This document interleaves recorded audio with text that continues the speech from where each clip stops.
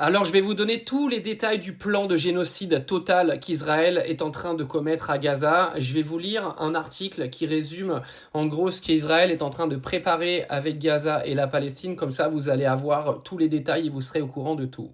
Alors restez bien avec moi si vous voulez comprendre vraiment les tenants et les aboutissants. Donc le cabinet politico-sécuritaire d'Israël a approuvé un plan différent des derniers où les opérations basées sur des raids laissent place à l'occupation militaire du territoire. C'est-à-dire qu'en gros, l'armée va occuper l'intégralité du territoire de Gaza. Alors il faut savoir que ce plan a été validé hier, lundi 5 mai. C'était un plan qui avait été décidé par Donald Trump. Donc vous aurez compris que les Américains sont complices de génocide et donc tous ses alliés avec. Alors, selon des sources officielles israéliennes, celle-ci comprend désormais la conquête de la bande de Gaza, le contrôle de territoire de l'enclave et la promotion du départ volontaire des Gazaouis du territoire palestinien. Donc premier objectif, conquérir Gaza. L'occupation du territoire et une présence israélienne soutenue à Gaza sont les nouveaux objectifs principaux de l'État hébreu, selon le plan militaire soutenu par Benjamin Netanyahou. Dimanche, le dirigeant israélien avait également été rappelé que la destruction de toutes les infrastructures du Hamas était une priorité après le rappel de dizaines de milliers de réservistes. Alors le Hamas, c'est toujours un petit peu la sorte d'excuses qu'Israël utilise pour aller défoncer l'intégralité de la bande de Gaza et la coloniser. Alors là, c'est un point important. Selon le quotidien israélien Haaretz, ce nouveau plan opérationnel pour Gaza, approuvé à l'unanimité par le cabinet de sécurité, diffère des précédents, car il passe d'opérations basées sur des raids à l'occupation du territoire.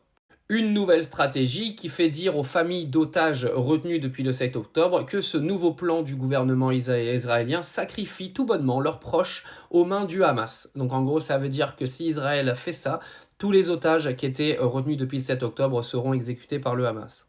Vous avez des familles d'otages qui ont déclaré ce matin le gouvernement admet qu'il choisit le territoire plutôt que les otages. Mais les Israéliens en doutaient encore ? Ça fait à peu près plus d'1 an et demi qu'on explique que Netanyahou, les otages, il en a rien à foutre. Deuxième partie du plan, le départ volontaire des Gazaouis. Dans ce cadre, Netanyahou a par ailleurs affirmé pendant la réunion qu'il continuait à promouvoir le plan Trump visant à permettre le départ volontaire des habitants de Gaza et que les négociations à ce sujet se poursuivaient. Selon les informations du Times of Israel, le plan comprend un déplacement de la population civile vers le sud sans plus de détails à cette heure. Troisième partie du plan, une aide humanitaire israélienne. Mais qu'est-ce qu'ils sont généreux, vu qu'ils ont bloqué toute aide humanitaire depuis début mars. Le cabinet politico-sécuritaire israélien a également approuvé, à une large majorité, la possibilité d'une distribution humanitaire si nécessaire dans la bande de Gaza, toujours soumise à un blocus israélien. Mais comme souligne le Times of Israel, ce plan ne sera pas mis en œuvre tout de suite. Non, autant affamer la population directement et attendre qu'elle soit vraiment à la ramasse pour pouvoir mettre la main dessus. Oui, parce qu'Israël est en train de vous expliquer qu'en ce moment, il y a assez de nourriture sur le territoire. Donc en gros, tu l'auras compris, étape numéro 1, ce n'est plus des interventions militaires, mais une occupation totale du territoire.